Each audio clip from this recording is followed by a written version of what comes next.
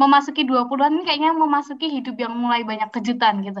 Kayak, wah tiba-tiba ada kejadian ini nih, kejadian itu yang tadinya yang direncanakan, ada yang nggak direncanakan juga gitu. Jadi lebih banyak belajar buat beradaptasi, survive, kayak gitu. Kalau misalkan di usia sekarang, itu jadi kayak mikirin yang kita lakuin itu ngebawa nama apa aja sih, gitu.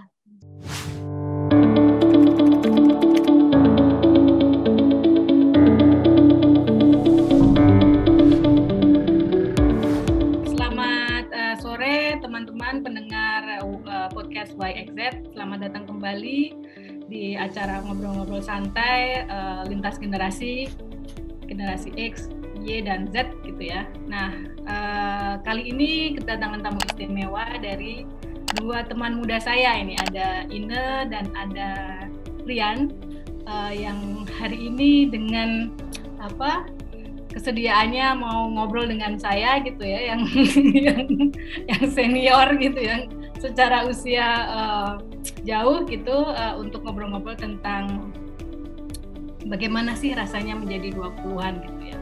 Kalau saya menjadi 20-an itu sudah 20 tahun yang lalu gitu. Nah, ini masih fresh ini, jadi pasti ada yang berbeda dan menarik. Nah, sebelum mulai kita kenalan dulu. Silakan mungkin dari Ina dan Rian, siapa dulu yang mulai, selain nama, sekarang kegiatannya apa, lalu mungkin teman-teman bisa menyebutkan sekarang ini di 20-annya tuh di awal, di tengah, atau di akhir 20-an. Kalau tidak mau menyebut usia ya, kira-kira seperti itu. Mangga, siapa dulu? Oke, mungkin dari aku dulu. Jadi, halo semuanya, thank you for being here. Namaku Ignacia Indra Kristianti, bisa dipanggil Ina. Currently nggak apa-apa ya, Mbak, nyebut nama. Nyebut umur. Jadi currently umur saya 22 tahun. Udah lupa, udah ulang tahun. Jadi 22 tahun. Dan bisa dibilang masih di awal 20-an ya, karena masih zaman-zaman eksplorasi di umur segini. Dan kalau ngomongin kegiatan, setelah 3 tahun berorganisasi, akhirnya kayak tahun ini tuh selesai untuk berorganisasi, cuman masih fokus ke beasiswa, karena kebetulan juga beasiswanya punya organisasinya juga. Jadi masih fokus ke beasiswa dan kegiatan-kegiatan yang diselenggarakan oleh beasiswa itu. Kebetulan ada kayak semacam career preparation programnya gitu. Dan masih menyelesaikan kuliah tentunya. Oh, masih kuliah. Jadi di akhir tapi ya, di akhir-akhir ya? Tinggal di kuliah berarti ya? Oke. Iya. Ini early 20s. Oke, silakan kalau gitu Rian. Oke, terima kasih Mbak Nia kesempatannya. Halo semuanya, kenalin nama aku Franciscus Rian atau biasa disebut Rian. Kalau ngomongin usia, sebenarnya sekarang masih usia 21 tahun. Berarti masih early 20s lah ya. Terus, ya. Terus kalau kegiatan sebenarnya sekarang kemarin udah baru lulus sidang, terus sekarang lagi jadi trainee di salah satu perusahaan konsultan di Indonesia gitu. Dan masih kuliah juga sebenarnya. Oh, masih kuliah juga, oke. Iya. Ya. Oke, terima kasih teman-teman. Nah, untuk memulai ini pertanyaan pertama nih. Apa sih yang dirasakan pertama kali ketika memasuki usia 20-an? Apa sih yang kerasa nggak sih, oh ini aku sudah 20 nih, apa sih yang dirasakan pertama kali? Kan masih fresh ya, kayaknya 2 atau setahun yang lalu. Enggak, siapa dulu? Rian dulu coba. Oke, boleh. Jadi kalau ditanya gimana rasanya, sebenarnya nggak kerasa kalau sekarang tuh udah 20-an lebih. Bahkan udah mau lulus kuliah aja tuh udah nggak kerasa, karena rasanya kayak kemarin baru masuk SMA, masih hahaha, apalagi kayak pandemi itu bikin jadi benar-benar nggak kerasa lah kalau waktu tuh secepat ini, dan udah harus mulai dewasa, memikirkan diri sendiri dan keluarga dan sebagainya. Jadi pasti nggak kerasa dan masih nggak nyangka aja bisa secepat ini di umur 20-an lebih gitu sih Mbak. Oke, nggak kerasa ya, karena pandemi. Kalau ini gimana?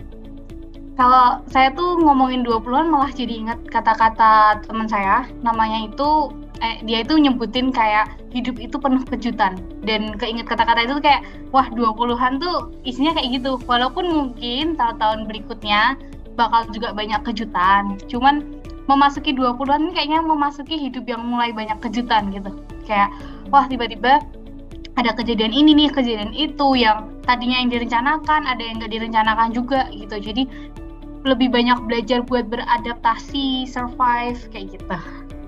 Oke. Nah kalau gitu apa sih yang ini ya ketika sudah mulai awal, walaupun baru awal gitu ya, yang kemudian itu baru atau bisa dilakukan ketika teman-teman berusia memasuki 20 gitu ya, yang sebelumnya ketika belasan remaja itu belum bisa dilakukan tapi sekarang udah bisa, gitu, ada nggak? Kalau cowok mungkin 21 kali ya Mbak, itu kan udah legal nih, kayak mau misalnya mau ke klub atau mau apa itu kan jadi udah legal gitu, udah bisa, harus tanpa izin orang tua dan sebagainya. Cuman ya banyak nggak enaknya juga sih, jadi harus udah pendewasaan diri, udah harus mandiri gitu sih Mbak. Oke. Kalau ini? Oke, kalau aku mungkin apa ya, jadi bisa belajar kemana-mana walaupun dimulai dari umur 17 kali ya kalau nyetir dan kemana-mana sendiri. Cuman kayak waktu udah 20-an tuh wah semakin harus sadar nih kalau kemana-mana tuh harus mandiri, entah pakai transport pribadi ataupun umum ya, jadi lebih bisalah kemana-mana.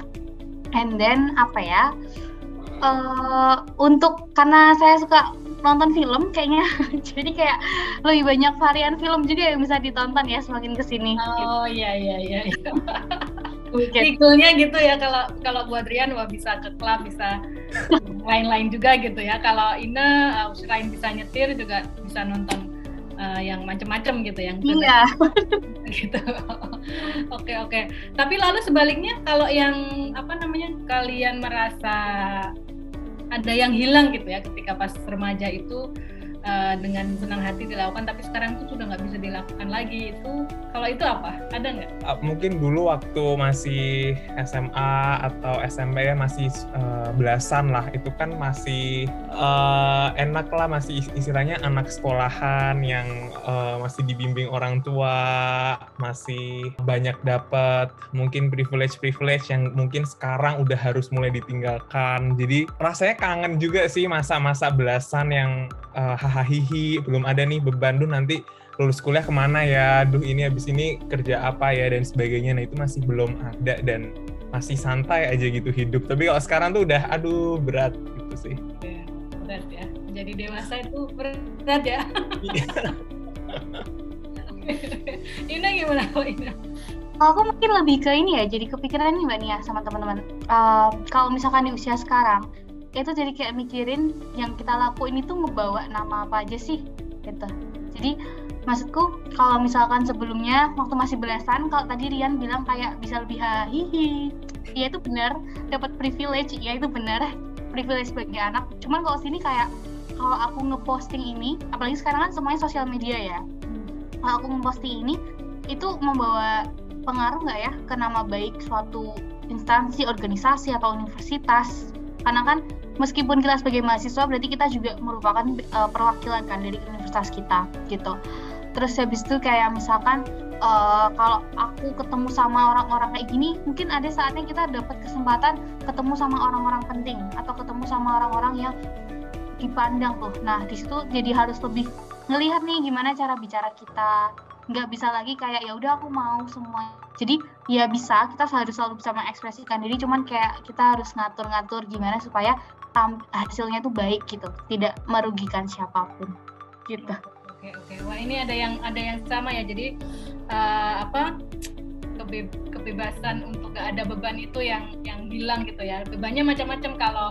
Kalau Rian tadi bicara soal udah harus lulus, habis itu apalagi habis itu harus cari kerja. Terus kalau Indah tadi bilang soal punya peran-peran di luar, jadi mahasiswa ada kegiatan dan lain-lain yang itu juga ada beban tersendiri gitu ya, tidak bisa kayak lagi gitu ya, apa aja pasti dimaafkan gitu ya, kira-kira kayak gitu ya. Nah ini menarik nih. Nah kalau buat Rian dan buat Indah di titik mana gitu ya kan ini sangat personal pasti ya, di titik mana kalian merasa ini emang mulai berbeda gitu. Mungkin ketika pas ada kejadian apa, atau ada event apa, atau apa sih yang waktu itu ini ya rasanya oh ini kayaknya aku udah nggak kayak bisa kayak dulu lagi tuh pas apa tuh, kalau masih ingat? Jadi kalau dari saya tuh kejadian yang ngebuat kayak wah kayaknya nggak bisa balik lagi nih ke masa lalu, nggak bisa lagi nih balik ke kayak dulu lagi, itu aku lebih ke waktu kehilangan papa sih. Karena kan sebenarnya waktu kayak kehilangan papa itu kan aku masih menjabat di organisasi gitu. Dan waktu aku menjabat di organisasi itu aku kayak aku membawahi beberapa bidang juga gitu istilahnya. Nah, dengan aku membawahi beberapa bidang berarti aku punya tanggung jawab yang lebih besar. Tapi di lain sisi ternyata di sisi keluarga aku juga punya tanggung jawab lagi karena kehilangan papa gitu. Nah, dari situ gimana sih supaya aku tuh bisa tetap dewasa, bisa tetap beradaptasi di lingkungan keluarga, tapi juga tidak melepas apa yang udah aku ambil dari awal di organisasi, di kuliah, di beasiswa juga, karena ada program-programnya gitu. Jadi di situ ngerasa kayak lebih, kalau ada masalah, kalau ada kendala tuh harus lebih jangan nyerah dulu lah. Mungkin terkesan klise ya, cuman kayak daya juangnya emang harus lebih tinggi lagi. Walaupun sekarang juga masih belajar buat itu gitu. Masih lah kadang-kadang pingin nih jadi anak muda yang ngeluh-ngeluh aja gitu. Cuman kan karena kondisi harus kehilangan seseorang yang sangat penting di hidup gitu, jadi harus dikurangin ngeluhnya, harus dibanyakin beraninya gitu. Mungkin itu. Ya. Kalau Rian gimana? Kalau aku sebenarnya waktu masuk awal kuliah tuh udah mulai kerasa, aduh kok kayaknya agak udah beda ya dari zaman-zaman sebelumnya SMA atau SMP yang ya tadi aku bilang kayak masih hahi, tapi waktu udah masuk kuliah apalagi mungkin udah semester 3, 4, 5 tuh mulai nih kerasa yang namanya insecure itu udah kayak udah kerasa banget. Kok ternyata persaingan tuh sekarang ketat banget, terus semua orang tuh benar-benar kompetitif, terus kita tuh kalau nggak ada kemauan, nggak ada kerja keras tuh nanti pasti nggak bakal bisa gitu. Jadi waktu-waktu kuliah kemarin tuh benar-benar ngesadarin aku terutama untuk lebih berjuang lagi, sadar diri kalau kita tuh mungkin gak ada privilege yang segede teman-teman yang lain, yang kita harus benar-benar berjuang dari nol dan sebagainya. Jadi terima kasih juga untuk perkuliahan ini sudah menyadarkan untuk mulai dewasa gitu sih. Ya. Ternyata ini ya ada yang sama dari yang teman-teman sampaikan soal selain lebih bertanggung jawab tapi juga jadi harus lebih bekerja keras gitu ya. Rian tadi juga sempat cerita soal pressure gitu ya. Nah ini aku selalu curious gitu ya menanyakan ke teman-teman yang muda, kan kalau kami punya persepsi gitu ya, kayaknya pressure yang dihadapi oleh generasi muda yang sekarang tuh jauh lebih sulit gitu ya, lebih berat dari yang zaman saya gitu ya. Mungkin salah satunya tadi karena sosial media atau perkembangan teknologi yang yang membuat serba cepat, pokoknya nggak santai gitu ya. Kalau zaman dulu kan ya nggak saling lihat ya sama teman-teman yang memang ketemu gitu ya, nggak yang jauh di sana tuh bisa dibandingkan gitu. Nah sebenarnya menurut teman-teman ini tuh memang seperti inikah yang rasakan teman-teman ya soal pressure itu? Jangan-jangan kami tadi ya jangan-jangan kami sok tahu gitu, jangan-jangan sebenarnya semua pressure-nya sama aja. Sebenarnya yang dirasakan teman-teman soal ini gimana sih? Bener nggak sih di usia 20 dan dalam konteks kondisi yang sekarang itu emang pressure untuk memulai menjadi dewasa itu luar biasa gitu?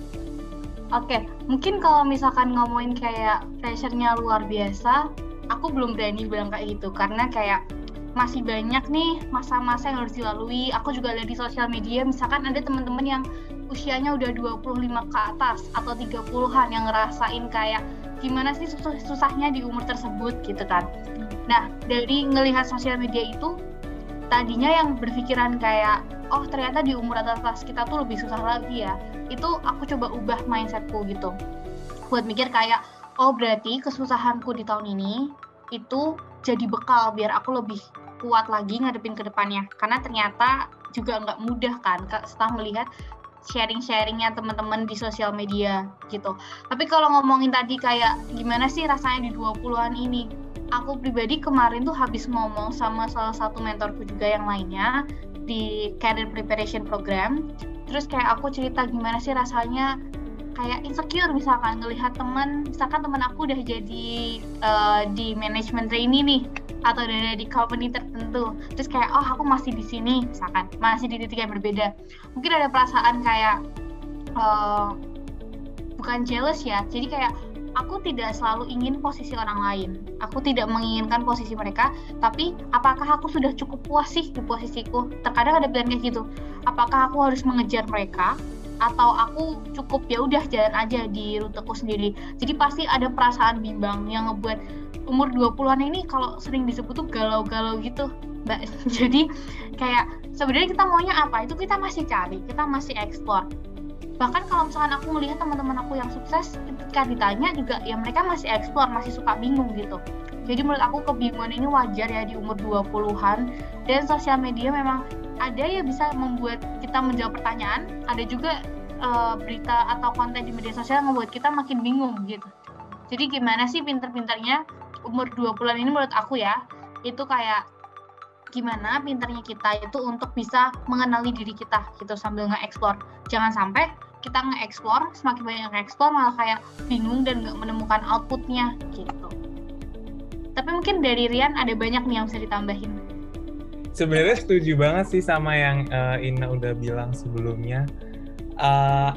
Justru karena sosial media, karena exposure dari mana-mana ya, dari teman-teman kita tuh membuat kita tuh jadi pressure tuh pasti tidak terhindarkan, ngelihat orang yang lebih sukses, ngelihat orang yang kayak duh kok pengen ya kayak gitu, duh aku bisa nggak ya kira-kira. Nah cuman benar kata Ina tadi, sebenarnya mending kita memikir diri kita sendiri, apakah kita tuh ingin bener-bener jadi sesuatu yang kayak gitu, atau mungkin kita tuh memang ada passion di tempat yang lain. Jadi kita harus sebisa mungkin tuh tahulah apa yang kita pengen. Jangan kayak misalnya ngelihat orang banyak ini itu kok kayaknya masuk ini masuk itu, kerja di sana kerja di situ kayaknya kok seru ya, tapi kan kita nggak tahu itu cocok buat kita atau enggak. Jadi sebenarnya kalau pressure tuh pasti gitu, cuman semakin kesini tuh semakin mikir ya udahlah dijalanin aja yang sekarang, berusaha maksimal dan semakin menggali-gali lagi sih. Mungkin kita pengen A, nah kita untuk bisa sampai ke A tuh kita harus ngapain, kita harus prepare dari A sampai Z-nya biar kita bisa mencapai ke goal A, atau kita juga bisa ngeset plan B-nya, semisal nih ke goal ke A nggak bisa, jadi kita bisa set ke plan B-nya dan nggak terlalu menyesal gitu nanti kalau nggak bisa ke A gitu sih Mbak. Ini kayaknya aku jadi ingat perbincangan dengan episode yang dengan teman-teman di usia 30-an gitu ya. Mereka menyarankan soal kalau sedari umur 20 itu sudah mulai tahu apa yang diinginkannya gitu ya, itu kayaknya akan membantu juga waktu umur 30-an gitu. Jadi challenge-nya akan berbeda. Nah ini kayaknya related dengan yang teman-teman sebutkan tadi. Nah kalau dari pengalaman pribadi teman-teman sendiri, gimana sih caranya untuk mulai ini ya, tahu sebenarnya apa sih yang kuinginkan? Tadi kan teman juga sudah ngomongin soal ya ekspor sana sini, tapi mungkin dari pengalaman pribadi, contoh pribadi itu mulai tahu oh kayaknya aku pingin ini tuh gimana ya gitu, mungkin bisa berguna juga buat teman-teman yang lain gitu ya, atau teman-teman yang nanti sekarang masih remaja gitu, ntar taunya tuh gimana sih? Dari Rian dulu mungkin. Boleh nah. Oke, jadi kalau dari aku sendiri, kebetulan tuh aku dari semester awal tuh nyoba internship di misalnya ini ngomongin tentang karir ya, nyobain internship di berbagai industri atau berbagai perusahaan. Jadi bisa tahu kira-kira industri mana yang cocok nanti kalau udah lulus gitu. Nah, mungkin kalau caraku ini sedikit bikin pusing, bikin ribet karena ngejalanin antara internship sama kuliah sama kegiatan lain kan cukup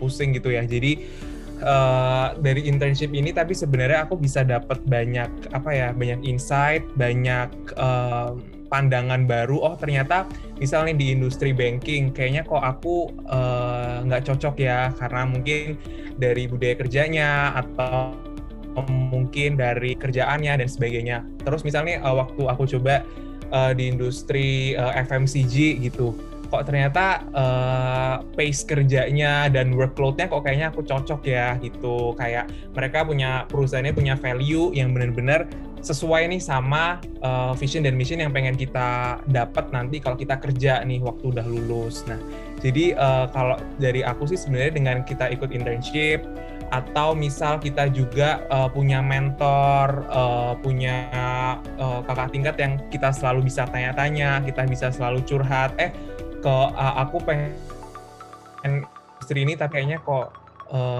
nggak cocok ya sama kepribadian aku, yang misalnya aku orangnya yang santai atau apa gitu, tapi kok kayaknya nggak cocok ya sama industri ini. Atau mungkin aku orangnya suka ngitung banget nih, tapi aku nggak mau nih misalnya di finance atau di accounting dan sebagainya, cocoknya industri apa ya. Nah gitu. Jadi kalau dari aku sih caranya biar tahu sih paling internship, punya mentor, terus saling sharing aja sama teman, sama kakak tingkat tentang interest dan pengalaman kita lah gitu.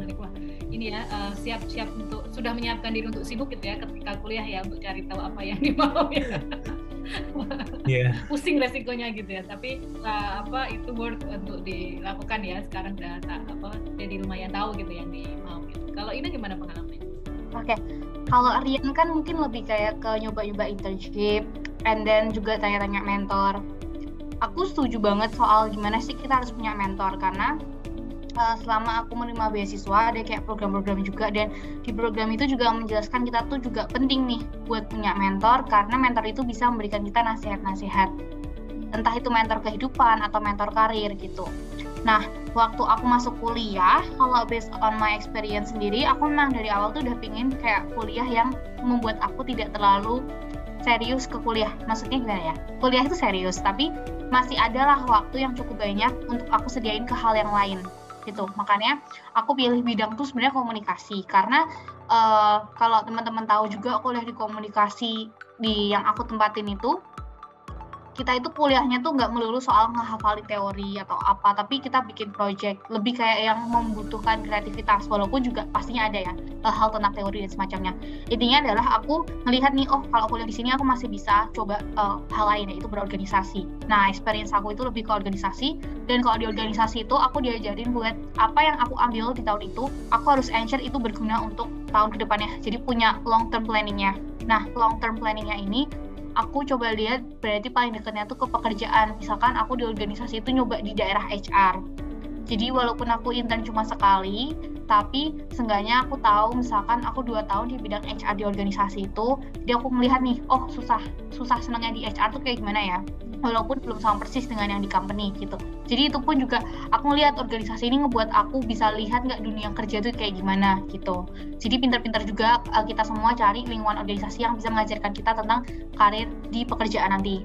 And then dari situ aku juga belajar, ternyata kalau milih kerjaan itu harus bergantung sama entah kita cari job satisfaction-nya, kepuasan kita kerja, lingkungannya, atau uangnya gitu. Karena kan ada ya orang yang memang nggak mau bukan gimana-gimana, tapi memang uang nomor 1. Misalkan ada yang seperti itu, karena dia harus hidup mandiri misalkan, karena dia have no one, dia harus menghidupi seluruh hal yang ada di hidupnya itu dengan uangnya sendiri gitu kan. Ada orang yang seperti itu, dan kita harus merespect juga pemikiran seperti itu. Nah, di situ aku coba lihat sih, aku memang coba bisa di area A misalkan, di organisasi ini aku lihat apakah ada prospek kerja yang mendukung kalau misalkan aku nerusin gitu. Jadi buat teman-teman mungkin yang kayak di 20s dan pengen fokus ke organisasi juga selain kuliah, mungkin bisa mempertimbangkan itu sih. Kayak areanya itu ditekunin, kita lihat aja kita mau banyak-banyakan di area lain atau dalam-dalaman di satu area nih gitu. Karena siapa tahu mau mendalami satu area, terus itu bisa mendukung nanti karirnya, udah punya long term planningnya. Nah, aku so far sih masih yang aku lakukan kayak gitu, tapi tidak menutup kemungkinan misalkan tadi aku nyebut di dunia HR, aku masih terbuka ke komunikasi kan luas ya gitu. Jadi masih questioning juga sebenarnya gitu. Cuman so far yang aku pertimbangkan 3 itu tadi sih, antara kebutuhan uang, kepuasan kerjaan sama kalau lingkungannya cocok apa enggak sih gitu. Wah, luar biasa ya. Ini jadi teman-teman sudah nyiapin sejak kuliah itu sudah menyiapkan diri untuk mau kerja di mana. Sama ini sih Mbak, tadi organisasi kata Ina bener banget sih Mbak, karena kayak itu penting banget, kayak kita bisa tahu dinamika berhubungan sama orang lain yang profesional tuh gimana. Misalnya di kepanitiaan atau organisasi itu kita ada event dan sebagainya, kita benar-benar dilatih nih untuk misalnya handle project dan sebagainya, itu penting banget sih, betul. Iya. Jadi eksplorasi yang teman-teman ceritakan di awal itu bisa banyak gitu ya, ragamnya gitu ya, tidak hanya di kuliahan sehari-hari, ada organisasi, bahkan juga mulai kerja juga bisa gitu ya sejak kuliah. Nah, kalau saya dengar cerita teman-teman tadi, ini emang ini ya luar biasa ya, anak-anak sekarang tuh cepet banget gitu. Kayaknya dulu aku mikir mikir mau kerja tuh ya memang ntar-ntar aja kalau udah mau lulus gitu, ini sudah disiapkan gitu ya. Nah, ini tuh aku nggak tahu, ini yang aku curious juga gitu ya. Jadi ini masih soal konteks teknologi yang serba cepat gitu ya, yang membuat serba cepat, serba ada gitu ya, serba terbuka gitu ya. Nah, hal-hal yang tadi menurut kalian itu yang serba cepat itu memang terjadi dan mempengaruhi apa yang kalian pikirkan atau apa yang kalian siapkan gitu nggak sih? Seperti tadi saya langsung kepikiran, oh mungkin karena memang sekarang tuh bukan pressure sih, sekarang tuh mensyaratkan untuk belajar serba cepat. Jadi sejak awal kuliah sudah harus menjawab pertanyaan atau mulai mencari tahu mau kerja di mana. Sebenarnya itu terjadi, apakah itu yang terjadi sih ke teman-teman gitu ya, ke generasi sekarang? Oke. Mungkin kalau dari lingkungan temanku ya Mbak ya, jadi kayak kita kan pasti beragam. Jadi mungkin aku kayak kasih sedikit summary dari lingkunganku.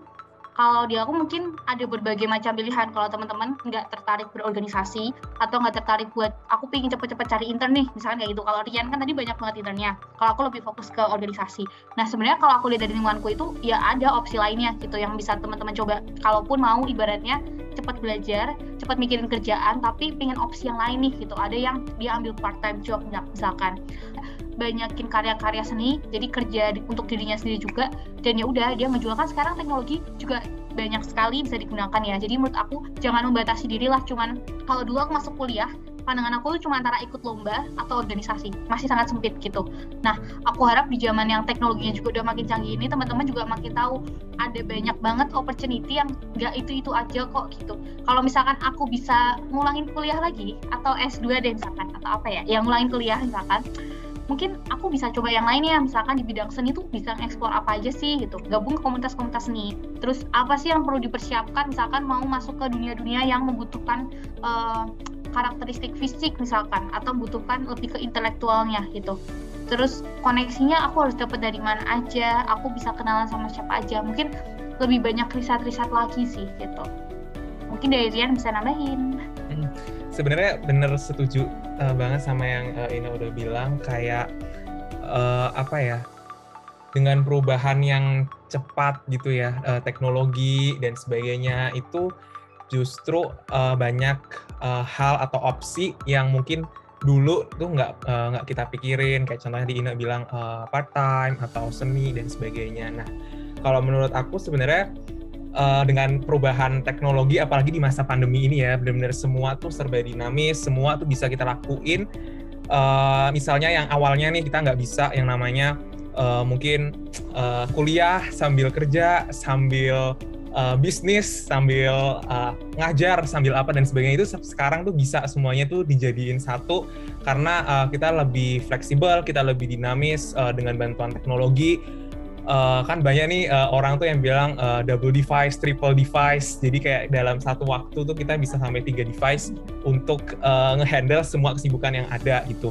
Nah itu sebenarnya pinter-pinternya kita, dan tergantung kita masing-masing mau gimana. Apakah kita mau bener-bener yang kayak gitu, yang bener-bener mau triple device, maksimalkan semua waktumu yang ada dalam satu waktu untuk mengerjakan semuanya. Jadi kayak ibaratnya tuh efisien, tapi juga ya itu nggak bagus juga, karena kan untuk quality tiap-tiap yang kita lakuin jadi menurun karena kita kebagi fokusnya. Cuman tidak bisa dipungkiri dengan teknologi tadi ya, perubahan yang sangat cepat tuh ya, kita memang nantinya dituntut untuk lebih dinamis, dengan yang tadi udah aku bilang, misalnya dengan triple device kan berarti orang-orang justru semakin kompetitif, orang semakin bisa melakukan lebih banyak hal, mengeksplorasi dalam waktu yang lebih cepat. Jadi mau nggak mau kita juga menurut aku sih harus dinamis dan agile juga untuk menyesuaikan itu, tapi disesuaikan dengan pace dan kemampuan tiap-tiap orang gitu sih Mbak. Oke, ini menarik nih. Aku juga tadi sebenarnya mau nanyain soal ini. Jadi sebenarnya yang menyenangkan dengan hidup dengan support teknologi yang seperti ini tuh mungkin salah satunya tadi ya, sekarang jadi banyak opsi yang tidak terpikirkan, banyak opportunities gitu ya. Nah, ada lagi nggak teman-teman mungkin yang lebih ringan gitu sebenarnya yang menyenangkan dari teknologi ini apa sih buat teman-teman? Tadi satu kan ada dua sisi mata uang gitu ya, ada pressure tapi juga opportunities juga gitu. Ada yang lain yang menyenangkan gitu ya dengan adanya kemajuan teknologi atau sosial media bahkan gitu ya buat di usia 20-an. Ada nggak Ian? Ada sih harusnya, kayak misalnya contoh nih kalau sekarang kan semuanya serba Zoom ya, serba digital. Jadi kita misalnya ketemuan sama teman yang dulu misalnya dari berbagai kota gitu, kita harus ketemuan di satu tempat. Kan dulu kayak kita nggak selalu kepikiran, udah kita Zoom, kan dulu kayak masih jarang ya kepikiran semuanya serba virtual. Tapi sekarang tuh dengan adanya Zoom, teknologi itu kita bisa menghemat waktu, kita bisa menjadikan yang awalnya itu impossible jadi possible.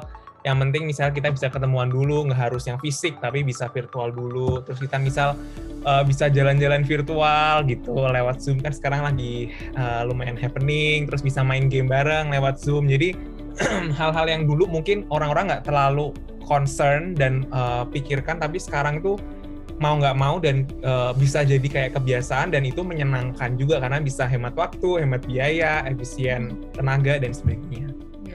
Juga ya. Iya. Oke. Ini ada tambahan, ada yang lain nggak?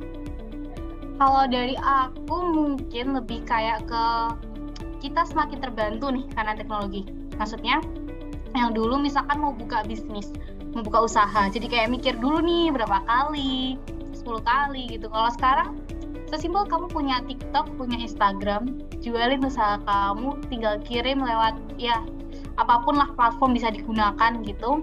Dari situ ngebuat kita kayak ya udah, kalau misalkan mau mandiri secara finansial, asalkan kita mau berusaha cari info nih, berusaha memasarkan produk kita, itu semua akan terbantu gitu loh, karena kita anak muda yang seharusnya sudah akrab dengan teknologi gitu. Terus juga aku senang banget karena yang menyenangkan adalah karena aku tinggal di 20s di tahun-tahun dimana kita kan semuanya serba digital, dan aku ngerasa apresiasi seni di bidang digital tuh semakin tinggi gitu. Jadi ngomongin seni tapi nggak apa-apa lah ya. Maksud aku adalah misalnya kayak aku senang nih ngelihat TikTok itu ada kayak penghargaannya sendiri untuk kreator-kreatornya mereka.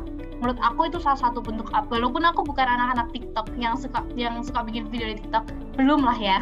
Tapi aku senang karena ada usaha mengapresiasi itu. Terus aku juga suka ngeliatin misalkan sekarang film-film kan banyak banget yang ada di bioskop online Indonesia, Netflix, dan berbagai macam platform lah buat nonton.